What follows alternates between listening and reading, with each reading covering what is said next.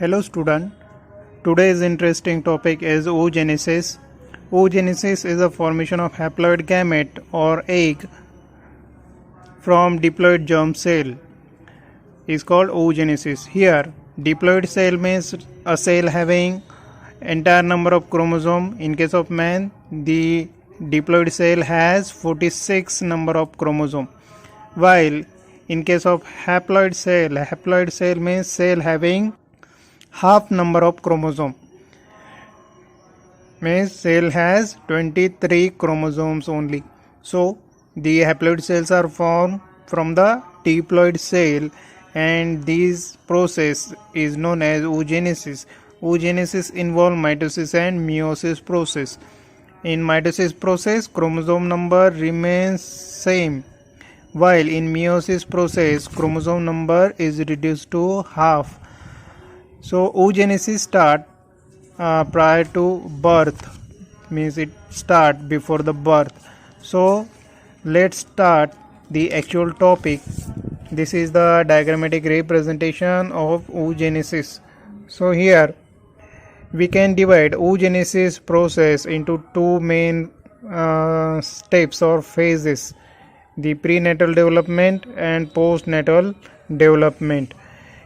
Here prenatal development means oogenesis process. Some stages of oogenesis occur before birth and some stages occur after birth is the postnatal development. So it starts from the primordial germ cell, which are the diploid cell having 46 chromosome. In the fourth month of embryonic development, primordial germ cell which are present in a yolk sac migrate into the ovary. In the ovary, these diploid primordial germ cell divide repeatedly by the process of mitosis and form oogonia. Oogonia are also diploid cell because they are formed by the process of mitosis. Okay, and these large number of oogonia divide again by the process of mitosis into millions of oogonia. These are also 2n number. These are diploid in number. So this phase, oogonia, large number of millions of oogonia are developed from the large number of oogonia. This phase of multiplication of oogonia, here oogonia they multiply, and this phase is known as multiplication phase. So in multiplication phase, number of oogonia multiplies. Okay, and from these millions of oogonia, some oogonia they develop and enlarges, while many of these oogonia they get degenerated. Okay, so whichever the oogonia they enlarge, they convert into, or they named as primary oocyte. Here primary oocyte is 2n number, it is diploid. Here it gets surrounded by some flattened epithelial cells, and these flattened epithelial cells are known as follicular cell. Now this structure is known as primordial follicle. Here primordial follicle or primary oocyte, this is the first structure which start the process of meiosis first. From primary oocyte, meiosis process start. So from primary oocyte, it start the process of meiosis, and it start the process and get arrested into the prophase first of the meiosis first. It happens before birth. After puberty, here this primary oocyte means primordial follicle, it grow in size. In each menstrual cycle, 15 to 20 primordial follicle they grow and converted into primary follicle, which is still the oocyte, it's still 2n number. it is diploid. Here the primary oocyte which is present in primary follicle as well as in secondary follicle. How can we differentiate primary follicle and secondary follicle? Primary follicle has single layer of follicular cells, while secondary follicle has multi layers of follicular cells, and both have primary oocyte. Okay, these both have primary oocyte.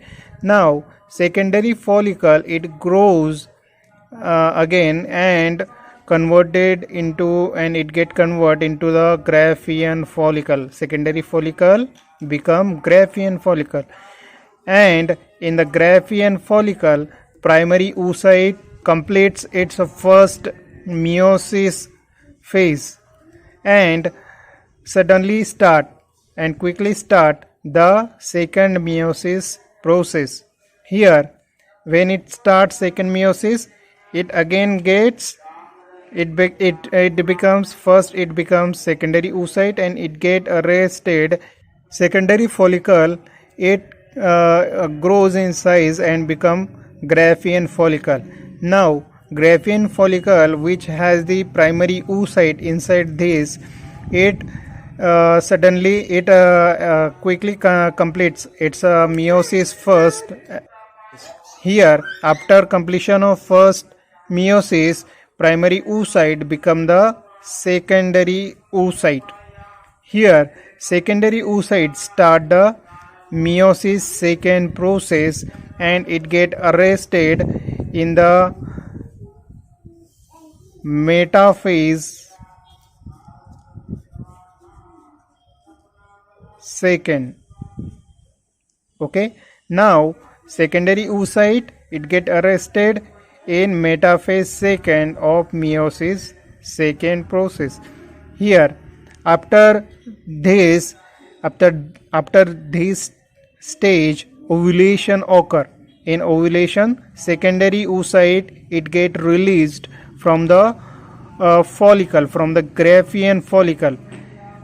Due to the due to the completion of meiosis first, the egg cell has the smaller cell which is red in color. This is first polar body with secondary oocyte.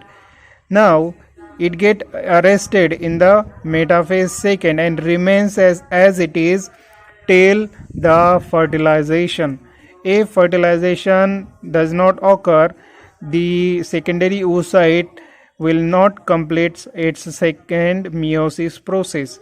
But if fertilization occur, when sperm touches the wall of this ovum, then this ovum, this secondary oocyte which is arrested in metaphase second, they suddenly or they quickly complete the meiosis second process, and as it completes the meiosis second process, it has the ovum, completely developed ovum with 3 polar bodies.